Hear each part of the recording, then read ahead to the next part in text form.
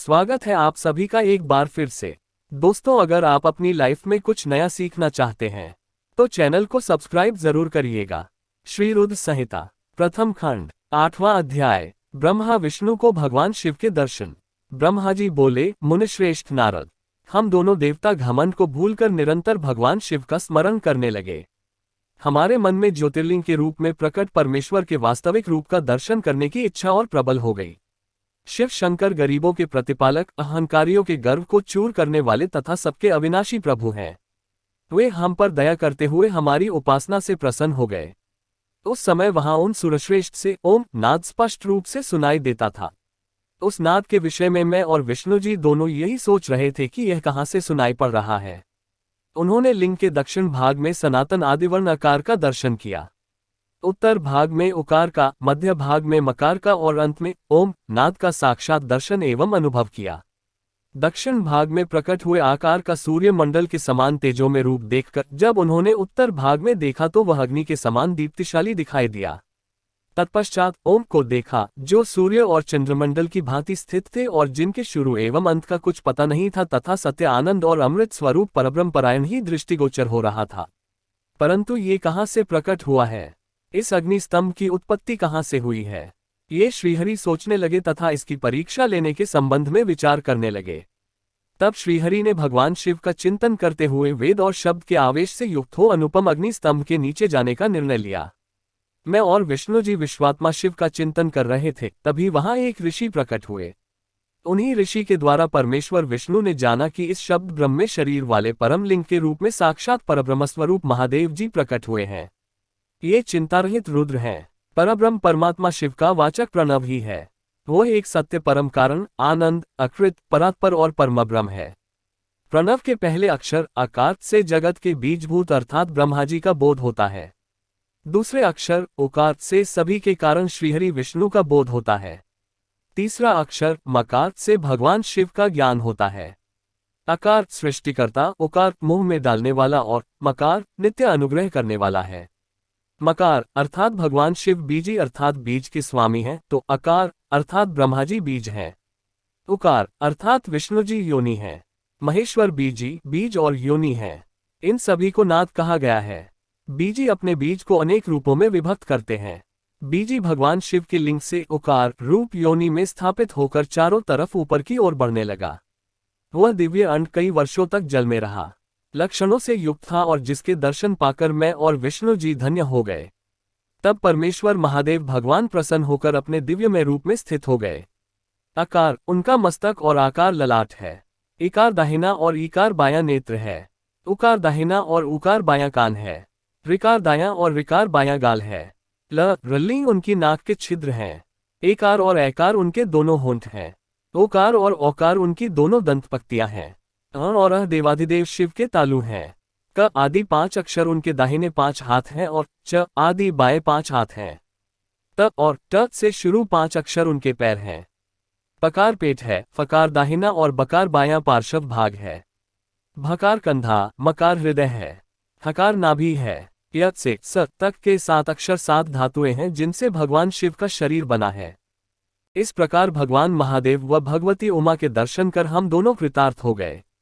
हमने उनके चरणों में प्रणाम किया, तब हमें 5 कलाओं से युक्त ओकार जनित मंत्र का साक्षात्कार हुआ। तत्पश्चात महादेव जी ओम तत्वांसी महावाक्य दृष्टिगोचर हुआ, जो परम उत्तम मंत्र रूप है। इसके बाद धर्म और अर्थ का साधक बुद्धि स्वरूप 24 अक्षरीय गायत्री मंत्र प्रकट हुआ, जो पुरुषार्थ रूपी फल देने वाला है। तत्पश्चात मृत्युंजय मंत्र, फिर पंचाक्षर मंत्र तथा दक्षिणामूर्ति व चिंतामणि का साक्षात्कार हुआ। इन 5 मंत्रों को विष्णु भगवान ने ग्रहण कर जपना आरंभ किया। ईशों के मुकुट मणि ईशान हैं, जो पुरातत्व पुरुष हैं, हृदय को प्रिय लगने वाले, जिनके चरण सुंदर हैं, जो सांप को आभूषण के रूप में धारण करते हैं, जिनके पैर व नेत्र सभी ओर हैं, जो मुझ ब्रह्मा के अधिपति, कल्याणकारी तथा सृष्टिपालन एवं संहार करने वाले हैं। उन वरदायक शिव की मेरे साथ भगवान विष्णु ने प्रिय वचनों द्वारा संतुष्ट चित्त से स्तुति की। श्री रुद्र संहिता प्रथम खंड 9वां अध्याय। देवी उमा एवं भगवान शिव का प्राकट्य एवं उपदेश देना। ब्रह्मा जी बोले, नारद, भगवान विष्णु द्वारा की गई अपनी स्तुति सुनकर कल्याणमय शिव बहुत प्रसन्न हुए और देवी उमा सहित वहां प्रकट हो गए।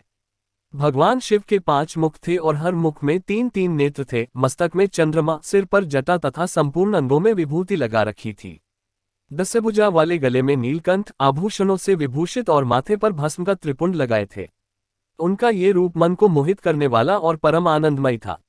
महादेव जी के साथ भगवती उमा ने भी हमें दर्शन दिए। उनको देखकर मैंने और विष्णु जी पुनः उनकी स्तुति करनी शुरू कर दी। तब पापों का नाश करने वाले तथा अपने भक्तों पर सदा कृपा दृष्टि रखने वाले महेश्वर ने मुझे और भगवान विष्णु को श्वास से वेद का उपदेश दिया। तत्पश्चात उन्होंने हमें गुप्त ज्ञान प्रदान किया। वेद का ज्ञान प्राप्त कर कृतार्थ हुए विष्णु जी और मैंने भगवान शिव और देवी के सामने अपने दोनों हाथ जोड़कर नमस्कार किया तथा प्रार्थना की। विष्णु जी ने पूछा, हे देव, आप किस प्रकार प्रसन्न होते हैं तथा किस प्रकार आपकी पूजा और ध्यान करना चाहिए? कृपया कर हमें इसके बारे में बताएं तथा सदुपदेश देकर धन्य करें। ब्रह्मा जी कहते हैं, नारद, इस प्रकार श्रीहरि की यह बात सुनकर अत्यंत प्रसन्न हुए कृपानिधान शिव ने प्रीतिपूर्वक ये बात की। श्री शिव बोले, मैं तुम दोनों की भक्ति से बहुत प्रसन्न हूँ। मेरे इसी रूप का पूजन व चिंतन करना चाहिए। तुम दोनों महाबली हो, मेरे दाएं बाएं अंगों से तुम प्रकट हुए हो। लोकपिता ब्रह्मा मेरे दाहिने पार्श्व से और पालनहार विष्णु मेरे बाएं पार्श्व से प्रकट हुए हो। मैं तुम पर मैं भली भांति प्रसन्न हूँ और तुम्हें मनोवांछित फल देता हूँ। तुम दोनों की भक्ति सुदृढ़ हो। मेरी आज्ञा का पालन करते हुए ब्रह्मा जी आप जगत की रचना करें तथा भक्त विष्णु जी आप इस जगत का पालन करें। भगवान विष्णु बोले, प्रभो, यदि आपके हृदय में हमारी भक्ति से प्रीति उत्पन्न हुई है और आप हम पर प्रसन्न होकर हमें वर देना चाहते हैं, तो हम यही वर मांगते हैं कि हमारे हृदय में सदैव आपकी अनन्य एवं अविचल भक्ति बनी रहे। ब्रह्मा जी बोले, नारद, विष्णु जी की यह बात सुनकर भगवान शंकर प्रसन्न हुए। तब हमने दोनों हाथ जोड़कर उन्हें प्रणाम किया। शिवजी कहते हैं, मैं सृष्टि, पालन और संहार का करता हूँ। मेरा स्वरूप सगुण और निर्गुण है। मैं ही सच्चिदानंद निर्विकार परमब्रह्म और परमात्मा हूँ। सृष्टि की रचना, रक्षा और प्रलय रूप गुणों के कारण मैं ही ब्रह्मा, विष्णु और रुद्र नाम धारण कर 3 रूपों में विभक्त हुआ हूँ। मैं भक्तवत्सल हूँ और भक्तों की प्रार्थना को सदैव पूरी करता हूँ। मेरे इसी अंश से रुद्र की उत्पत्ति होगी। पूजा की विधि विधान की दृष्टि से हम में कोई अंतर नहीं होगा। विष्णु, ब्रह्मा और रुद्र तीनों एक रूप होंगे। इनमें भेद नहीं है। इनमें जो भेद मानेगा वो घोर नरक को भोगेगा। मेरा शिवरूप सनातन है तथा सभी का मूलभूत रूप है। ये सत्य, ज्ञान एवं अनंत ब्रह्म है। ऐसा जानकर मेरे यथार्थ स्वरूप का दर्शन करना चाहिए। मैं स्वयं ब्रह्मा जी की भरिकुटी से प्रकट होऊंगा। ब्रह्मा जी आप सृष्टि के निर्माता बनो, श्रीहरि विष्णु इसका पालन करे तथा मेरे अंश से प्रकट होने वाले रुद्र प्रलय करने वाले हैं। उमा नाम से विख्यात परमेश्वरी प्रकृति देवी है। इन्हीं की शक्तिभूता वाग्देवी सरस्वती ब्रह्मा जी की अर्धांगिनी होंगी और दूसरी देवी जो प्रकृति देवी से उत्पन्न होंगी, लक्ष्मी रूप में विष्णु जी की शोभा बढ़ाएंगी तथा काली नाम से जो तीसरी शक्ति उत्पन्न होगी वह मेरे अंशभूत रुद्रदेव को प्राप्त होंगी। कार्य सिद्धि के लिए वे ज्योति रूप में प्रकट होंगी। उनका कार्य सृष्टि, पालन और संहार का संपादन है। मैं ही सृष्टि, पालन और संहार करने वाले रजादि 3 गुणों द्वारा ब्रह्मा, विष्णु और रुद्र नाम से प्रसिद्ध हो 3 रूपों में प्रकट होता हूँ। तीनों लोकों का पालन करने वाले श्रीहरि अपने भीतर तमोगुण और बाहर सत्वगुण धारण करते हैं। त्रिलोक का संहार करने वाले रुद्रदेव भीतर सत्वगुण और बाहर तमोगुण धारण करते हैं तथा त्रिभुवन की सृष्टि करने वाले ब्रह्माजी बाहर और भीतर से रजोगुणी हैं। इस प्रकार ब्रह्मा, विष्णु तथा रुद्र तीनों देवताओं में गुण हैं तो शिव गुणातीत माने जाते हैं। हे विष्णु, तुम मेरी आज्ञा से सृष्टि का प्रसन्नतापूर्वक पालन करो। ऐसा करने से तुम तीनों लोकों में पूजनीय होगे। श्री रुद्र संहिता प्रथम खंड 10वां अध्याय। श्रीहरि को सृष्टि की रक्षा का भार एवं त्रिदेव को आयुर्बल देना। परमेश्वर शिव बोले, हे उत्तम व्रत का पालन करने वाले विष्णु, तुम सर्वदा सब लोकों में पूजनीय और मान्य होगे। ब्रह्मा जी के द्वारा रचे लोक में कोई दुख या संकट होने पर दुखों और संकटों का नाश करने के लिए तुम सदा तत्पर रहना। तुम अनेकों अवतार ग्रहण कर जीवों का कल्याण कर अपनी कीर्ति का विस्तार करोगे। मैं तुम्हारे कार्यों में तुम्हारी सहायता करूंगा और तुम्हारे शत्रुओं का नाश करूंगा। तुम में और रुद्र में कोई अंतर नहीं है, तुम एक दूसरे के पूरक हो। जो मनुष्य रुद्र का भक्त होकर तुम्हारी निंदा करेगा उसका पुण्य नष्ट हो जाएगा और उसे नरक भोगना पड़ेगा। मनुष्यों को तुम भोग और मोक्ष प्रदान करने वाले और उनके परम पूज्य देव होकर उनका निग्रह, अनुग्रह आदि करोगे। ऐसा कहकर भगवान शिव ने मेरा हाथ विष्णु जी के हाथ में देकर कहा, तुम संकट के समय सदा इनकी सहायता करना तथा सभी को भोग और मोक्ष प्रदान करना तथा सभी मनुष्यों की कामनाओं को पूरा करना। तुम्हारी शरण में आने वाले मनुष्य को मेरा आश्रय भी मिलेगा तथा हमें भेद करने वाला मनुष्य नरक में जाएगा। ब्रह्मा जी कहते हैं, देवर्षि नारद, भगवान शिव का ये वचन सुनकर मैंने और भगवान विष्णु ने महादेव जी को प्रणाम कर धीरे से कहा, हे करुणानिधि भगवान शंकर, मैं आपकी आज्ञा मानकर सब कार्य करूंगा। मेरा जो भक्त आपकी निंदा करे उसे आप नरक प्रदान करें। आपका भक्त मुझे अत्यंत प्रिय है। महादेव जी बोले, अब ब्रह्मा, विष्णु और रुद्र के आयुर्बल को सुनो। 4000 युग का ब्रह्मा का एक दिन होता है और 4000 युग की एक रात होती है। 30 दिन का एक महीना और 12 महीनों का एक वर्ष होता है। इस प्रकार के वर्ष प्रमाण से ब्रह्मा की 100 वर्ष की आयु होती है और ब्रह्मा का एक वर्ष विष्णु का एक दिन होता है। वह भी इसी प्रकार से 100 वर्ष जिएंगे तथा विष्णु का एक वर्ष रुद्र के एक दिन के बराबर होता है और वह भी इसी क्रम से 100 वर्ष तक स्थित रहेंगे। तब शिव के मुख से एक ऐसा श्वास प्रकट होता है जिसमें उनके 21,600 दिन और रात होते हैं। उनके 6 बार सांस अंदर लेने और छोड़ने का एक पल और 8 घड़ी और 60 घड़ी का एक दिन होता है। उनके सांसों की कोई संख्या नहीं है, इसलिए वे अक्षय हैं। अतः तुम मेरी आज्ञा से सृष्टि का निर्माण करो। उनके वचनों को सुनकर विष्णु जी ने उन्हें प्रणाम करते हुए कहा कि आपकी आज्ञा मेरे लिए शिरोधार्य है। ये सुनकर भगवान शिव ने उन्हें आशीर्वाद दिया और अंतर्धान हो गए। उसी समय से लिंग पूजा आरंभ हो गई। श्री रुद्र संहिता प्रथम खंड 11वां अध्याय, शिव पूजन की विधि तथा फल प्राप्ति। ऋषि बोले, हे सूत जी, अब आप हम पर कृपा कर हमें ब्रह्मा जी व नारद के संवादों के अनुसार शिव पूजन की विधि बताए, जिससे भगवान शिव प्रसन्न होते हैं। ब्राह्मण, क्षत्रिय, वैश्य और शूद्र आदि चारों वर्णों को शिव पूजन किस प्रकार करना चाहिए, आपने व्यास जी के मुख से जो सुना हो, कृपया हमें भी बताए। महर्षियों के ये वचन सुनकर सूत जी ने ऋषियों द्वारा पूछे गए प्रश्नों का उत्तर देते हुए कहना आरंभ किया। सूत जी बोले, हे मुनीश्वर, जैसा आपने पूछा है वह बड़े रहस्य की बात है। मैंने इसे जैसा सुना है उसे मैं अपनी बुद्धि के अनुसार आपको सुना रहा हूँ। पूर्व काल में व्यास जी ने सनत कुमार जी से यही प्रश्न किया था। फिर उपमन्यु जी ने भी इसे सुना था और इसे भगवान श्री कृष्ण को सुनाया था। वही सब मैं अब ब्रह्मा नारद संवाद के रूप में आपको बता रहा हूँ।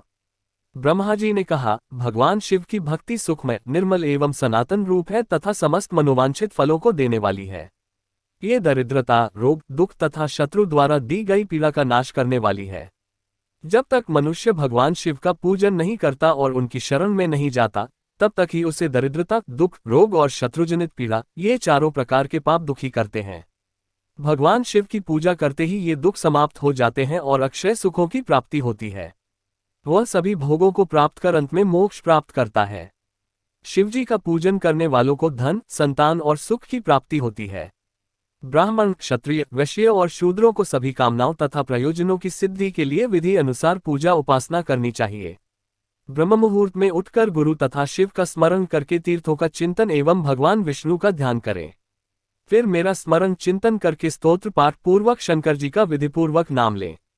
तत्पश्चात उठकर शौचक्रिया करने के लिए दक्षिण दिशा में जाएं तथा मलमूत्र त्याग करें। ब्राह्मण गुदा की शुद्धि के लिए उसमें 5 बार शुद्ध मिट्टी का लेप करें और धोएं। क्षत्रिय 4 बार, वैश्य 3 बार और शूद्र 2 बार यही क्रम करें। तत्पश्चात बाएं हाथ में 10 बार और दोनों हाथों में 7 बार मिट्टी लगाकर धोएं। प्रत्येक पैर में 3-3 बार मिट्टी लगाएं। स्त्रियों को भी इसी प्रकार क्रम करते हुए शुद्ध मिट्टी से हाथ पैर धोने चाहिए। ब्राह्मण को 12 अंगुल, क्षत्रिय को 11, वैश्य को 10 और शूद्र को 9 अंगुल की दातुन करनी चाहिए।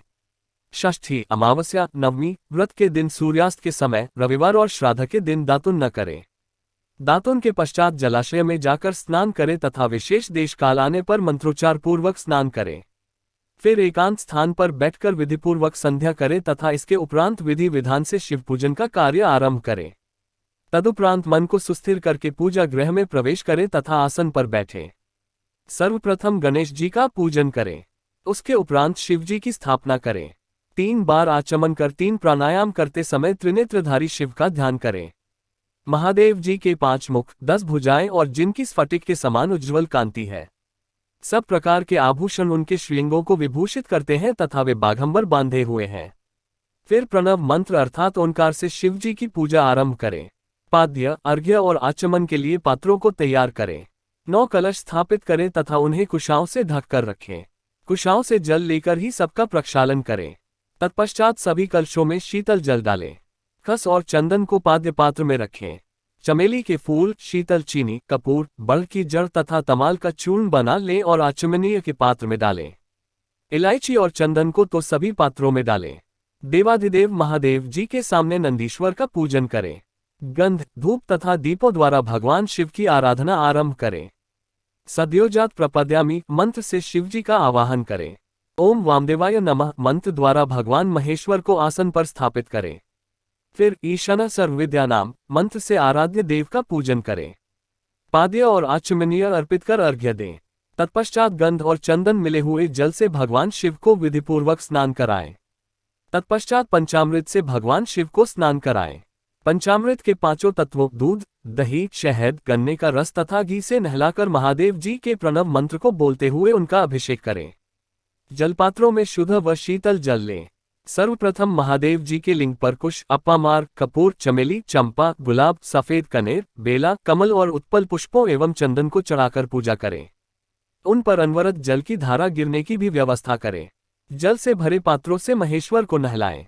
मंत्रों से भी पूजा करनी चाहिए। ऐसी पूजा समस्त अभीष्ट फलों को देने वाली है। पावमान मंत्र, रुद्र मंत्र, नीलरुद्र मंत्र, पुरुष सूक्त, श्री सूक्त अथवा शीर्ष मंत्र, शांति मंत्र, भारुण मंत्र, स्थंतरसाम, मृत्युंजय मंत्र एवं पंचाक्षर मंत्रों से पूजन करें। शिवलिंग पर 1 सहस्र या 100 जलधाराएं गिराने की व्यवस्था करें। स्फटिक के समान निर्मल, अविनाशी, सर्वलोकमय परमदेव जो आरंभ और अंत से हीन तथा रोगियों के औषधि के समान है, जिन्हें शिव के नाम से पहचाना जाता है एवं जो शिवलिंग के रूप में विख्यात है, उन भगवान शिव के मस्तक पर धूप, दीप, नैवेद्य और तांबूल आदि मंत्रों द्वारा अर्पित करें। अर्घ्य देकर भगवान शिव के चरणों में फूल अर्पित करें। फिर महेश्वर को प्रणाम कर आत्मा से शिव जी की आराधना करें और प्रार्थना करते समय हाथ में फूल लें। भगवान शिव से क्षमायाचना हुए कहें, हे कल्याणकारी शिव, मैंने अनजाने में अथवा जानबूझकर जो जप तप पूजा आदि सत्कर्म किए हों, आपकी कृपा से वे सफल हों। हर्षित मन से शिवजी को फूल अर्पित करें। स्वस्ति वाचन कर अनेक आशीर्वाद ग्रहण करें। भगवान शिव से प्रार्थना करें कि प्रत्येक जन्म में मेरी शिव में भक्ति हो तथा शिव ही मेरे शरणदाता हों। इस प्रकार परम भक्ति से उनका पूजन करें। फिर सपरिवार भगवान को नमस्कार करें। जो मनुष्य भक्तिपूर्वक प्रतिदिन भगवान शिव की पूजा करता है, उसे सब सिद्धियां प्राप्त होती हैं। उसे मनोवांछित फलों की प्राप्ति होती है। उसके सभी रोग, दुख, दर्द और कष्ट समाप्त हो जाते हैं। भगवान शिव की कृपा से उपासक का कल्याण होता है। भगवान शंकर की पूजा से मनुष्य में सद्गुणों की वृद्धि होती है। मैं ये सब जानकर नारद अत्यंत प्रसन्न होते हुए अपने पिता ब्रह्मा जी को धन्यवाद देते हुए बोले कि आपने मुझ पर कृपा कर मुझे शिव पूजन की अमृत विधि बताई है। शिव भक्ति समस्त भोग और मोक्ष प्रदान करने वाली है। श्री रुद्र संहिता प्रथम खंड 12वां अध्याय। देवताओं को उपदेश देना। नारद जी बोले, ब्रह्मा जी, आप धन्य हैं क्योंकि आपने अपनी बुद्धि को शिव चरणों में लगा रखा है। कृपा कर इस आनंदमय विषय का वर्णन सविस्तार पुनः कीजिए। ब्रह्मा जी ने कहा, हे नारद, एक समय की बात है, मैंने सब ओर से देवताओं और ऋषियों को बुलाया और क्षीरसागर के तट पर भगवान विष्णु की स्तुति कर उन्हें प्रसन्न किया। भगवान विष्णु प्रसन्न होकर बोले, हे ब्रह्मा जी एवं अन्य देवगणों, आप यहाँ क्यों पधारे हैं? आपके मन में क्या इच्छा है? आप अपनी समस्या बताए, मैं निश्चय ही उसे दूर करने का प्रयत्न करूंगा। ये सुनकर ब्रह्मा जी बोले, हे भगवान, दुखों को दूर करने के लिए किस देवता की सेवा करनी चाहिए? तब भगवान विष्णु ने उनके प्रश्न का उत्तर देते हुए कहा, हे ब्राह्मण, भगवान शिव शंकर ही सब दुखों को दूर करने वाले हैं। सुख की कामना करने वाले मनुष्य को उनकी भक्ति में सदैव लगे रहना चाहिए। उन्हीं में मन लगाए और उन्हीं का चिंतन करे। जो मनुष्य शिव भक्ति में लीन रहता है, जिसके मन में वे विराजमान है, वह मनुष्य कभी दुखी नहीं हो सकता। पूर्व जन्म में किए गए पुण्यों एवं शिव भक्ति से ही पुरुषों को सुंदर भवन, आभूषणों से विभूषित स्त्रियां, मन का संतोष, धन संपदा, स्वस्थ शरीर, पुत्र पौत्र, अलौकिक प्रतिष्ठा, स्वर्ग के सुख एवं मोक्ष प्राप्त होता है। जो स्त्री या पुरुष प्रतिदिन भक्तिपूर्वक शिवलिंग की पूजा करता है, उसको हर जगह सफलता प्राप्त होती है। वह पापों के बंधन से छूट जाता है। ब्रह्मा जी एवं अन्य गणों ने भगवान विष्णु के उपदेश को ध्यानपूर्वक सुना। भगवान विष्णु को प्रणाम कर कामनाओं की पूर्ति हेतु उन्होंने शिवलिंग की प्रार्थना की। तब श्री विष्णु ने विश्वकर्मा को बुलाकर कहा, हे मुने, तुम मेरी आज्ञा से देवताओं के लिए शिवलिंगों का निर्माण करो। तब विश्वकर्मा ने मेरी और श्रीहरि की आज्ञा को मानते हुए देवताओं के लिए उनके अनुसार लिंगों का निर्माण कर उन्हें प्रदान किया। मुनिश्रेष्ठ नारद, सभी देवताओं को प्राप्त शिवलिंगों के विषय में सुनो। सभी देवता अपने द्वारा प्राप्त लिंग की पूजा उपासना करते हैं। पद्मपराग मणि का लिंग इंद्र को, सोने का कुबेर को, पुखराज का धर्मराज को, श्याम वर्ण का वरुण को, इंद्रनीलमणि का विष्णु को और ब्रह्माजी हेमलय लिंग को प्राप्त कर उसका भक्तिपूर्वक पूजन करते हैं। इसी प्रकार विश्वदेव चांदी के लिंग की और वसुगण पीतल के बने लिंग की भक्ति करते हैं। पीतल का अश्विनी कुमारों को, स्फटिक का लक्ष्मी को, तांबे का आदित्यों को और मोती का लिंग चंद्रमा को प्रदान किया गया है। व्रज लिंग ब्राह्मणों के लिए व मिट्टी का लिंग ब्राह्मणों की स्त्रियों के लिए है। मयासुर चंदन द्वारा बने लिंग का और नागुल द्वारा मूंगे के बने शिवलिंग का आदरपूर्वक पूजन किया जाता है। देवी मक्खन के बने लिंग की अर्चना करती हैं। योगी जन भस्ममय लिंग की, यक्षगण दधि से निर्मित लिंग की, छाया देवी आटे के लिंग और ब्रह्मपत्नी रत्नमय शिवलिंग की पूजा करती हैं। बानासुर पार्थिव लिंग की पूजा करता है। भगवान विष्णु ने देवताओं को उनके हित के लिए शिवलिंग के साथ पूजन विधि भी बताई। देवताओं के वचनों को सुनकर मेरे हृदय में हर्ष की अनुभूति हुई। मैंने लोगों का कल्याण करने वाली शिव पूजा की उत्तम विधि बताई। ये शिव भक्ति समस्त अभीष्ट फलों को प्रदान करने वाली है। इस प्रकार लिंगों के विषय में बताकर ब्रह्माजी ने शिवलिंग व शिव भक्ति की महिमा का वर्णन किया। शिव पूजन भोग और मोक्ष प्रदान करता है। मनुष्य जन्म उच्च कुल में प्राप्त करना अत्यंत दुर्लभ है, इसलिए मनुष्य रूप में जन्म लेकर मनुष्य को शिव भक्ति में लीन रहना चाहिए। शास्त्रों द्वारा बताए गए मार्ग का अनुसरण करते हुए, जाति के नियमों का पालन करते हुए कर्म करें। संपत्ति के अनुसार दान आदि दें। जप तप यज्ञ और ध्यान करें। ध्यान के द्वारा ही परमात्मा का साक्षात्कार होता है। भगवान शंकर अपने भक्तों के लिए सदा उपलब्ध रहते हैं। जब तक ज्ञान की प्राप्ति न हो तब तक कर्मों से ही आराधना करें। इस संसार में जो वस्तु सतसत रूप में दिखती है अथवा सुनाई देती है, वह परब्रह्म शिव रूप है। तत्वज्ञान न होने तक देव की मूर्ति का पूजन करें। अपनी जाति के लिए अपनाए गए कर्म का प्रयत्नपूर्वक पालन करें। आराध्य देव का पूजन श्रद्धापूर्वक करें, क्योंकि पूजन और दान से ही हमारी सभी विघ्न व बाधाएं दूर होती हैं। जिस प्रकार मैले कपड़े पर रंग अच्छे से नहीं चढ़ता, परंतु साफ कपड़े पर अच्छी तरह से रंग चढ़ता है, उसी प्रकार देवताओं की पूजा अर्चना से मनुष्य का शरीर पूर्णतया निर्मल हो जाता है। उस पर ज्ञान का रंग चढ़ता है और वह भेदभाव आदि बंधनों से छूट जाता है। बंधनों से छूटने पर उसके सभी दुख दर्द समाप्त हो जाते हैं और मोह माया से मुक्त मनुष्य शिवपद प्राप्त कर लेता है। मनुष्य जब तक गृहस्थ आश्रम में रहे तब तक सभी देवताओं में श्रेष्ठ भगवान शंकर की मूर्ति का प्रेमपूर्वक पूजन करे। भगवान शंकर ही सभी देवों के मूल हैं। उनकी पूजा से बढ़कर कुछ भी नहीं है। जिस प्रकार वृक्ष की जड़ में पानी से सींचने पर जड़ एवं शाखाएं सभी तृप्त हो जाती हैं, उसी प्रकार भगवान शिव की भक्ति है। अतः मनोवांछित फलों की प्राप्ति के लिए शिवजी की पूजा करनी चाहिए। अभीष्ट फलों की प्राप्ति तथा सिद्धि के लिए समस्त प्राणियों को सदैव लोक कल्याणकारी भगवान शिव का पूजन करना चाहिए। श्री रुद्र संहिता प्रथम खंड 13वां अध्याय शिव पूजन की श्रेष्ठ विधि। ब्रह्माजी कहते हैं, हे नारद, अब मैं शिव पूजन की सर्वोत्तम विधि बताता हूँ। यह विधि समस्त अभीष्ट तथा सुखों को प्रदान करने वाली है। उपासक ब्रह्म मुहूर्त में उठकर जगदम्बा पार्वती और भगवान शिव का स्मरण करे। दोनों हाथ जोड़कर उनके सामने सिर झुकाकर भक्तिपूर्वक प्रार्थना करे, हे देवेश उठिए, हे त्रिलोकीनाथ उठिए, मेरे हृदय में निवास करने वाले देव उठिए और पूरे ब्रह्मांड का मंगल करिए, हे प्रभु। मैं धर्म अधर्म को नहीं जानता हूँ, आपकी प्रेरणा से ही मैं कार्य करता हूँ। फिर गुरु चरणों का ध्यान करते हुए कमरे से निकलकर शौच आदि से निवृत्त हों। मिट्टी और जल से देह को शुद्ध करें। दोनों हाथों और पैरों को धोकर दातुन करें तथा 16 बार जल की अंजलियों से मुंह को धोएं। ये कार्य सूर्योदय से पूर्व ही करें। हे देवताओं और ऋषियों, षष्ठी, प्रतिपदा, अमावस्या, नवमी और रविवार के दिन दातुन न करें। नदी अथवा घर में समय से स्नान करें। मनुष्य को देश और काल के विरुद्ध स्नान नहीं करना चाहिए। रविवार, श्राद्ध, संक्रांति, ग्रहण, महादान और उपवास वाले दिन गर्म जल में स्नान न करें। क्रम से वारों को देखकर ही तेल लगाएं। जो मनुष्य नियमपूर्वक रोज तेल लगाता है, उसके लिए तेल लगाना किसी भी दिन दूषित नहीं है। सरसों के तेल को ग्रहण के दिन प्रयोग में न लाएं। इसके उपरांत स्नान पूर्व या उत्तर की ओर मुख करके करें। स्नान के उपरांत स्वच्छ अर्थात धुले हुए वस्त्र को धारण करें। दूसरों के पहने हुए अथवा रात में सोते समय पहने वस्त्रों को बिना धुले धारण न करें। स्नान के बाद पितरों एवं देवताओं को प्रसन्न करने हेतु तर्पण करें। उसके बाद धुले हुए वस्त्र धारण करें और आचमन करें। पूजा हेतु स्थान को गोबर आदि से लीपकर शुद्ध करें। वहां लकड़ी के आसन की व्यवस्था करें।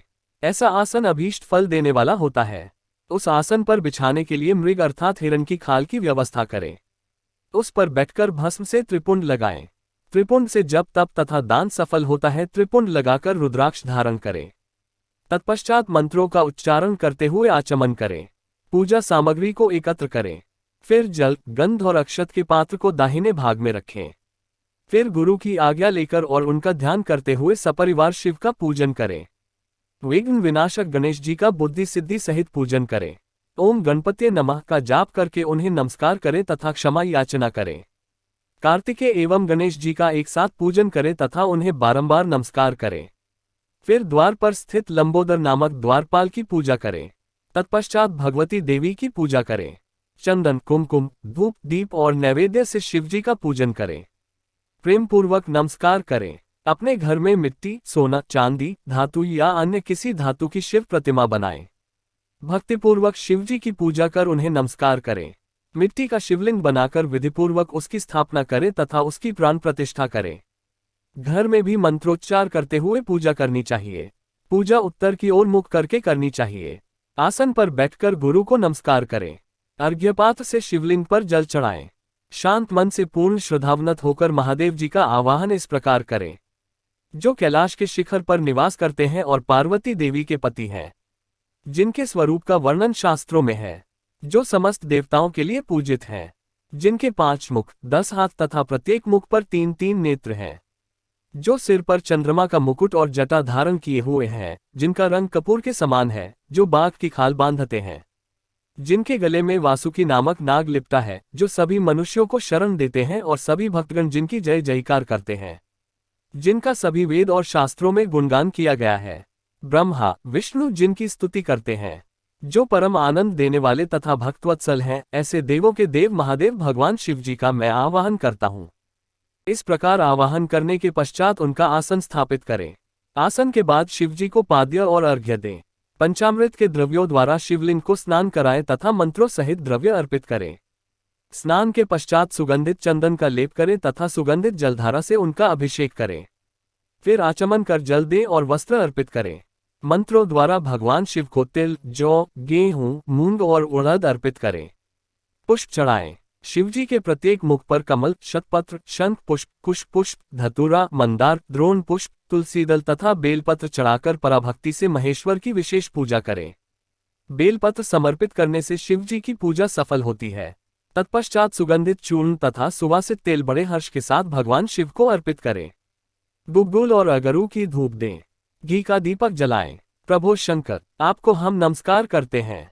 आप अर्घ्य को स्वीकार करके मुझे रूप दीजिए, यश दीजिए और भोग व मोक्ष रूपी फल प्रदान कीजिए। ये कहकर अर्घ्य अर्पित करें। नैवेद्य व तांबूल अर्पित करें। 5 बत्ती की आरती करें।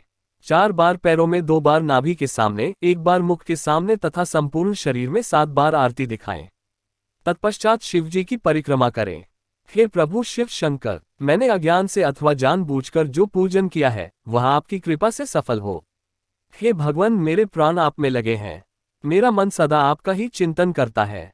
हे गौरीनाथ, भूतनाथ, आप मुझ पर प्रसन्न होइए। प्रभु, जिनके पैर लड़खड़ाते हैं उनका आप ही एकमात्र सहारा है। जिन्होंने कोई भी अपराध किया है उनके लिए आप ही शरणदाता हैं। ये प्रार्थना करके पुष्पांजलि अर्पित करें तथा पुनः भगवान शिव को नमस्कार करें। देवेश्वर प्रभु, अब आप परिवार सहित अपने स्थान को पधारे तथा जब पूजा का समय हो तब पुनः यहाँ पधारे। इस प्रकार भगवान शंकर की प्रार्थना करते हुए उनका विसर्जन करें और उस जल को अपने हृदय में लगाकर मस्तक पर लगाएं। हे महर्षियों, इस प्रकार मैंने आपको शिव पूजन की सर्वोत्तम विधि बता दी है, जो भोग और मोक्ष प्रदान करने वाली है। ऋषिगण बोले, हे ब्रह्मा जी, आप सर्वश्रेष्ठ हैं। आपने हम पर कृपा कर शिव पूजन की सर्वोत्तम विधि का वर्णन हमसे किया, जिसे सुनकर हम सब कृतार्थ हो गए। श्री रुद्र संहिता प्रथम खंड 14वां अध्याय। पुष्पों द्वारा शिव पूजा का महात्म्य। ऋषियों ने पूछा, हे महाभाग, अब आप ये बताइए कि भगवान शिवजी की किन किन फूलों से पूजा करनी चाहिए। विभिन्न फूलों से पूजा करने पर क्या क्या फल प्राप्त होते हैं। सूत जी बोले, हे ऋषियों, यही प्रश्न नारद जी ने ब्रह्मा जी से किया था। ब्रह्मा जी ने उन्हें पुष्पों द्वारा शिवजी की पूजा के महात्म्य को बताया। ब्रह्मा जी ने कहा, नारद, लक्ष्मी अर्थात धन की कामना करने वाले मनुष्य को कमल के फूल, बेलपत्र, शतपत्र और शंख पुष्प से भगवान शिव का पूजन करना चाहिए। 1,00,000 पुष्पों द्वारा भगवान शिव की पूजा होने पर सभी पापों का नाश हो जाता है और लक्ष्मी की प्राप्ति होती है। 1,00,000 फूलों से शिवजी की पूजा करने से मनुष्य को संपूर्ण अभीष्ट फलों से की प्राप्ति होती है।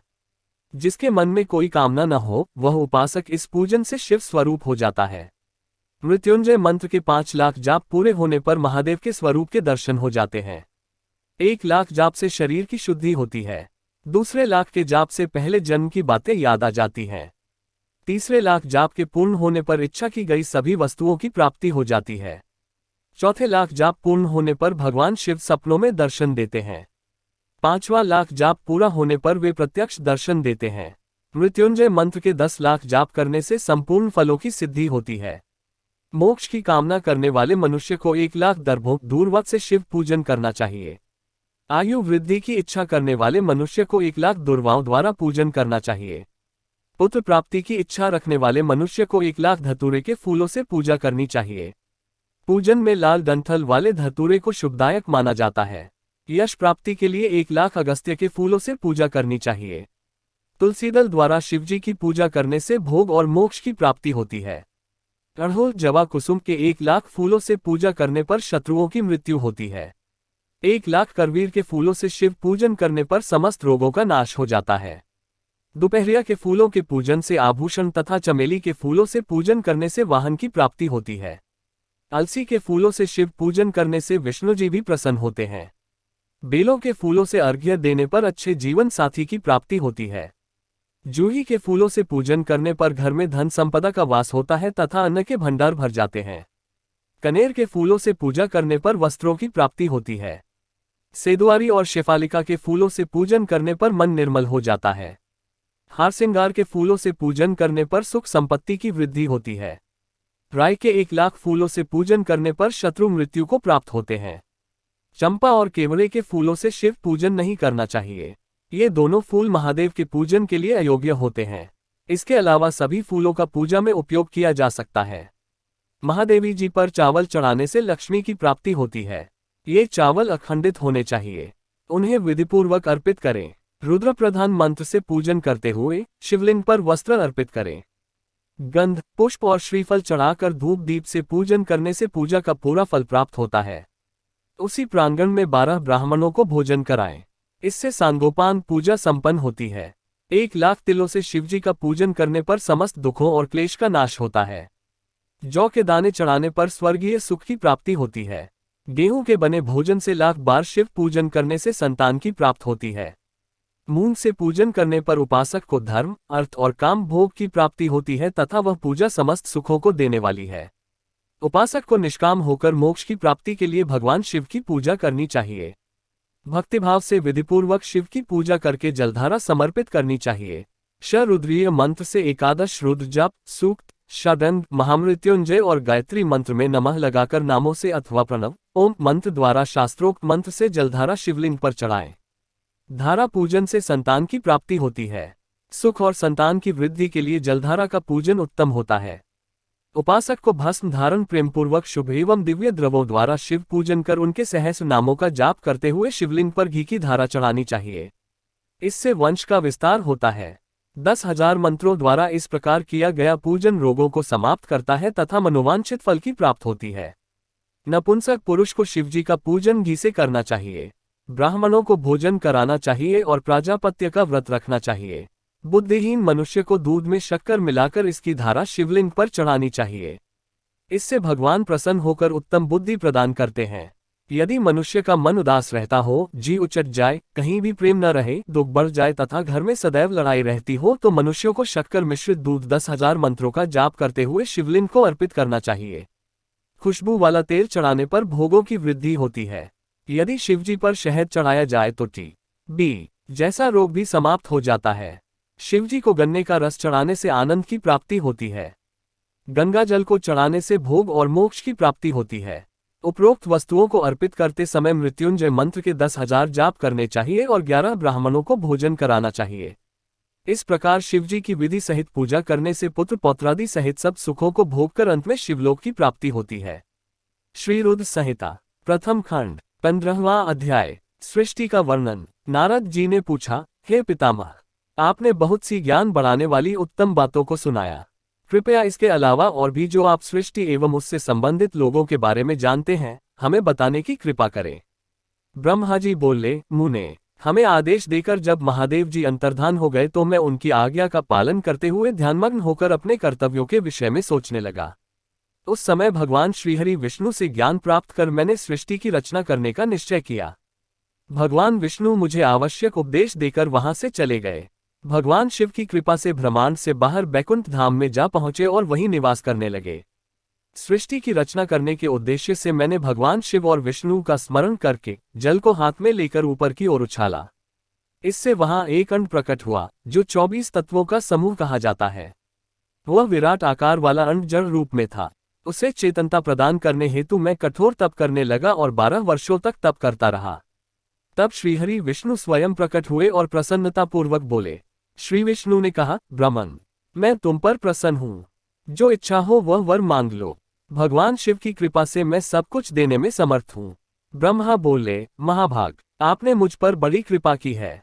भगवान शंकर ने मुझे आपके हाथों में सौंप दिया है। आपको मैं नमस्कार करता हूँ। कृपा कर इस विराट 24 तत्वों से बने अंड को चेतना प्रदान कीजिए। मेरे ऐसा कहने पर श्री विष्णु ने अनंत रूप धारण कर अंड में प्रवेश किया।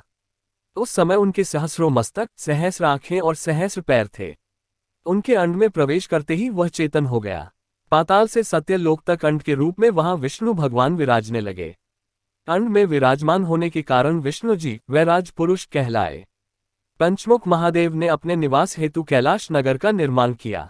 देवर्षि संपूर्ण ब्रह्मांड का नाश होने पर भी बैकुंठ और कैलाश अमर रहेंगे, अर्थात इनका नाश नहीं हो सकता। महादेव की आज्ञा से ही मुझमें सृष्टि की रचना करने की इच्छा उत्पन्न हुई है। अनजाने में ही मुझसे तमोगुनी सृष्टि की उत्पत्ति हुई, जिसे अविद्या पंचक कहते हैं। उसके पश्चात भगवान शिव की आज्ञा से स्थावर संज्ञक वृक्ष, जिसे पहला सर्ग कहते हैं, का निर्माण हुआ, परंतु पुरुषार्थ का साधक नहीं था। अतः दूसरा सर्ग तिर्यक त्रोता प्रकट हुआ। ये दुख से भरा हुआ था। तब ब्रह्मा जी द्वारा ऊर्ध्व स्रोता नामक तीसरे सर्ग की रचना की गई। ये सात्विक सर्ग देव सर्ग के नाम से प्रसिद्ध हुआ। ये सर्ग सत्यवादी तथा परम सुखदायक है। इसकी रचना के उपरांत मैंने पुनः शिव चिंतन आरंभ कर दिया। तब एक रजोगुणी सृष्टि का आरंभ हुआ जो अर्वाक स्रोता नाम से विख्यात हुआ। इसके बाद मैंने 5 विकृत सृष्टि और 3 प्राकृत सर्गों को जन्म दिया। पहला महत्तत्व, दूसरा भूतो और तीसरा वैकारिक सर्ग है। इसके अलावा 5 विकृत सर्ग हैं। दोनों को मिलाकर कुल 8 सर्ग होते हैं। नवा कुमार सर्ग है, जिससे सनत सनंदन कुमारों की रचना हुई है। सनत आदि मेरे 4 मानस पुत्र हैं, जो ब्रह्मा के समान हैं। वे महान व्रत का पालन करने वाले हैं। वे संसार से विमुख एवं ज्ञानी हैं। उनका मन शिव चिंतन में लगा रहता है। मुनि नारद, मेरी आज्ञा पाकर भी उन्होंने सृष्टि के कार्य में मन नहीं लगाया। इससे मुझमें क्रोध प्रवेश कर गया। तब भगवान विष्णु ने मुझे समझाया और भगवान शिव की तपस्या करने के लिए कहा। मेरी घोर तपस्या से मेरी भौहों और नाक के मध्य भाग से महेश्वर की 3 मूर्तियां प्रकट हुईं, जो पूर्णांश सर्वेश्वर एवं दया सागर थीं, और भगवान शिव का अर्धनारीश्वर रूप प्रकट हुआ। जन्म मरण से रहित परम तेजस्वी सर्वज्ञ नीलकंठ साक्षात उमावल्लभ भगवान महादेव के साक्षात दर्शन कर मैं धन्य हो गया। मैंने भक्तिभाव से उन्हें प्रणाम किया और उन्हें प्रसन्न करने के लिए उनकी स्तुति करने लगा। तब मैंने उनसे जीवों की रचना करने की प्रार्थना की। मेरी प्रार्थना स्वीकारते हुए देवाधिदेव भगवान शिव ने रुद्र गणों की रचना की।